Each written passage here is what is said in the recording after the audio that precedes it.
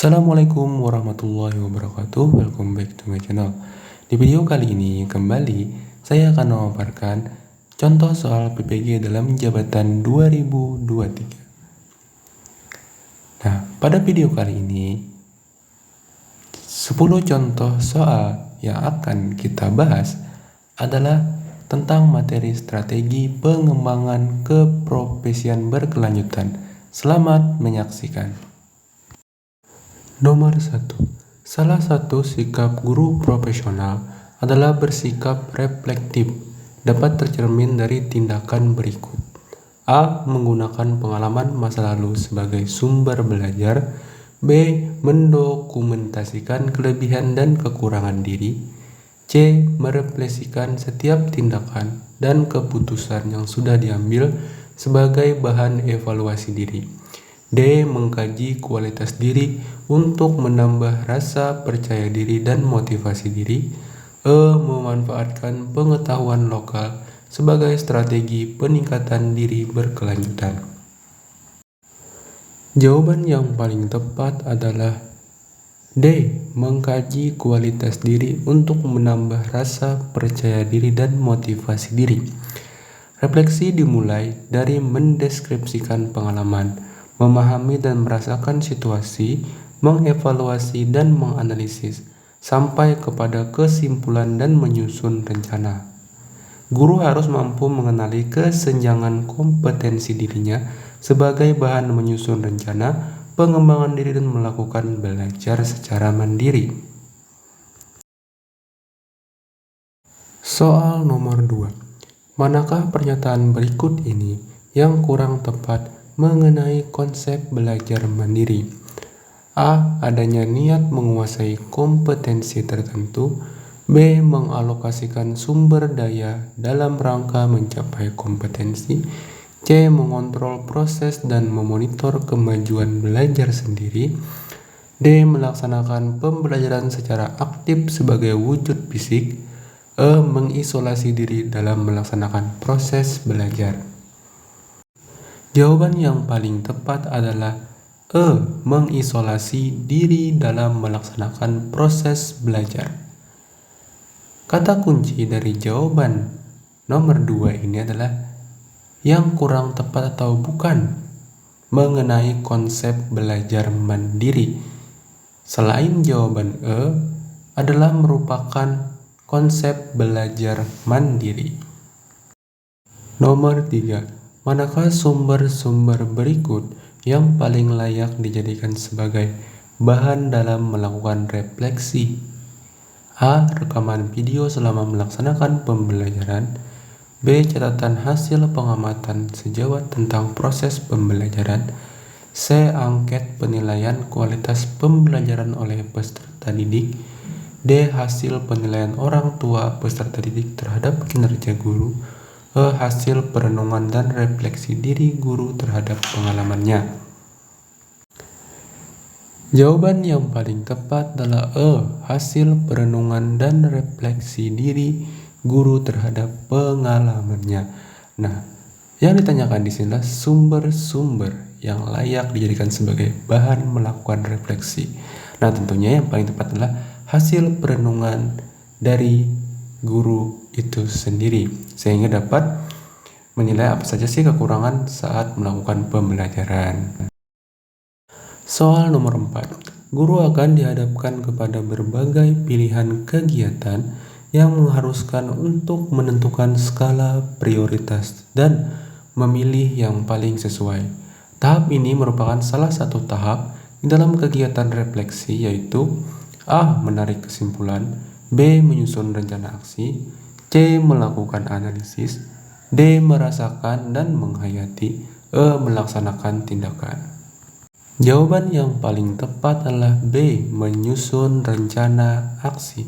Dalam menyusun rencana aksi, nantinya guru akan dihadapkan dengan beberapa pilihan kegiatan yang akan dipilih salah satu yang menjadi prioritas yang sangat penting untuk didahulukan dalam pembahasan atau penelitian tindakan kelas nantinya yang dipakai dalam merefleksi diri dalam kegiatan pembelajaran. Soal nomor 5. Aktivitas pengembangan diri mulai dari refleksi sampai dengan tindakan terjadi berulang dan juga bersifat spiral, mengandung pengertian A. Memberikan dampak peningkatan profesionalisme secara akumulatif. B. Aktivitas pengembangan diri dapat melebar ke topik-topik lain. C. Terjadi secara mendalam dan melibatkan lebih banyak partisipan. D. Mengandung unsur kebebasan di dalam proses belajarnya. E. Melibatkan pengetahuan dan pengalaman guru sebelumnya. Jawaban yang paling tepat adalah A. Memberikan dampak peningkatan profesionalisme secara akumulatif. Nah, dengan dilakukannya tindakan refleksi sampai tindakan terjadi secara berulang, maka akan berdampak pada peningkatan profesionalisme serta hasil yang didapatkan setelah melakukan beberapa kali pengulangan tindakan refleksi, sehingga berpengaruh terhadap proses pembelajaran dan pemahaman peserta didik dengan berbagai penyesuaian metode-metode belajar, prinsip-prinsip belajar, serta teknik-teknik belajar. Nomor 6. Dilihat dari dimensi pedagogis, belajar mandiri berarti A. Merupakan aktivitas berpikir reflektif. B. Merupakan wujud aktivitas fisik belajar aktif. C. Menunjukkan kemampuan kontrol atas aktivitas belajar. D. Pengambilan keputusan dan inisiatif dalam ruang otonominya. E. Belajar terpisah dengan guru dan atau tutor. Jawaban yang paling tepat adalah B. Merupakan wujud aktivitas fisik belajar aktif. Dimensi pedagogis mengedepankan aktivitas fisik dan keterlibatan dalam komunitas. Contoh, mengikuti seminar, forum ilmiah, workshop, dan sebagainya. Nomor 7. Saudara menentukan tujuan belajar, memilih sumber belajar, dan memilih cara mengevaluasi kemajuan belajarnya sendiri. Merupakan konsep belajar mandiri ditinjau dari dimensi A. Historis, B. Yuridis, C. Sosiologis, D. Psikologis, E. Pedagogis. Jawaban yang paling tepat adalah D. Psikologis. Dimensi psikologis sendiri berkenaan dengan proses mental terkait pengambilan keputusan, inisiatif dalam ruang otonominya dalam menentukan aktivitas belajar. Nomor 8. Bu Ana sangat percaya diri dalam mengawali belajar mandiri. Bu Ana juga memiliki motivasi diri yang kuat. Kondisi Bu Ana yang demikian merupakan gambaran belajar mandiri dilihat dari atribut A. Sosiologis, B. Kognitif, C. Kepribadian, D. Pedagogis, E. Kebebasan.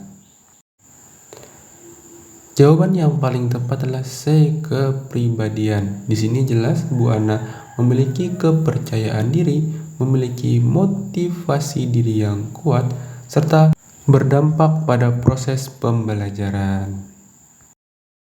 Nomor 9. Seseorang mampu menemukan strategi kognitif yang tepat sebagai cara belajar yang efektif. Kemampuan ini termasuk dalam keterampilan belajar mandiri yang disebut A. Keterampilan merumuskan tujuan belajar, B. Keterampilan memproses informasi, C. Keterampilan khusus yang efektif, D. Keterampilan bersifat umum, E. Keterampilan menarik kesimpulan. Jawaban yang paling tepat adalah D. Keterampilan bersifat umum. Ini merupakan keterampilan yang sangat dikuasai oleh guru dalam menentukan strategi yang dipakai dalam proses belajar agar dalam pembelajaran dapat berjalan dengan efektif dan inovatif. Nah, ini merupakan kemampuan yang bersifat umum. Nomor 10. Seorang guru menemukan suatu model pembelajaran yang sangat inovatif dan kemudian dipublikasikan oleh seorang wartawan di suatu media massa. Apa yang dilakukan guru merupakan upaya pengembangan keprofesian berkelanjutan dalam kategori A. Karya inovatif, teknologi tepat guna. B. Publikasi ilmiah di media massa. C. Karya inovatif menciptakan karya. D. Pengembangan diri fungsional. E. Pengembangan diri kolektif. Jawaban yang paling tepat adalah C. Karya inovatif menciptakan karya. Nah, karena guru ini menemukan suatu model pembelajaran yang inovatif dan dirasa berguna bagi banyak orang, maka seorang wartawan mempublikasikannya di media massa. Nah, ini merupakan pengembangan keprofesian berkelanjutan dalam kategori karya inovatif, menciptakan karya atau model pembelajaran yang efektif.